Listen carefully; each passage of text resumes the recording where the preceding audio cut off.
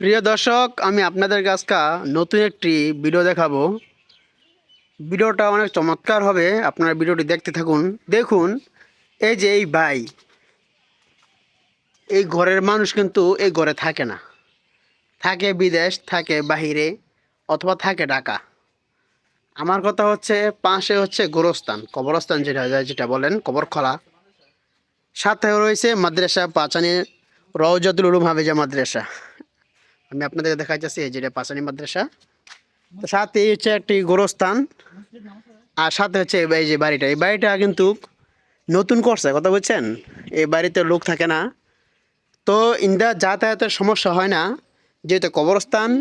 এই ঘরের ভাই, এই ঘরের মালিক, এই যে কোনার ভিতরে লাইট ফিটিং করে দিয়েছে।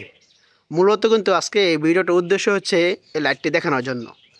দেখুন, আমাদের এই জায়গায় কাঠ মিটার চলে, কাঠ মিটার চলে।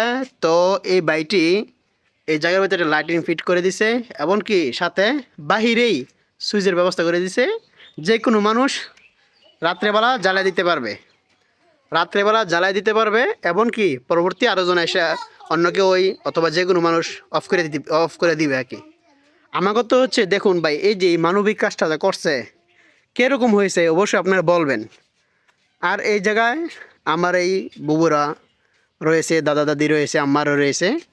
তো সবাই তাদের রুহে মাগফিরাতের জন্য দোয়া করবেন, আল্লাহ তাআলা যেন তাদেরকে জান্নাতুল ফেরদাউস দান করে। আর সকলেই এরকম কাজ করবেন। আমি আপনাদেরকে একটু মাদ্রাসাটা দেখাই, যেহেতু মাদ্রাসার নামটা রয়েছে, এই যে এটা হচ্ছে গিয়া এই মাদ্রাসার মসজিদ, অথবা আমাদের গ্রামের মসজিদ, যেটাই বলেন। ওই সাইডে রয়েছে অজুখানা, আর এক নজরে এই যে মাদ্রাসা। আলহামদুলিল্লাহ, চমৎকার এই মাদ্রাসাটা, অনেক সুন্দর।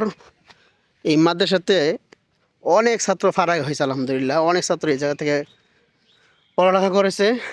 এটা আমিও আলহামদুলিল্লাহ এই জায়গায় পড়ালেখা করছি।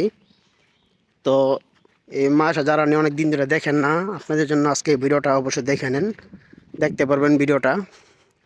ওই যে মাদ্রাসা বিল্ডিং, ওই জায়গায় হাফখানা, কিতাবখানা, এই রয়েছে নুরানি, তারপরে ওই যে রয়েছে নাজারা, ছাত্ররা খানা খাচ্ছে আলহামদুলিল্লাহ। তো যাক, সবাই ভিডিওটা লাইক কমেন্ট শেয়ার করে দেবেন, অন্যজনকে দেখার সুযোগ করে দেবেন। ভালো থাকবেন। আসসালামু আলাইকুম রহমতুল্লাহ।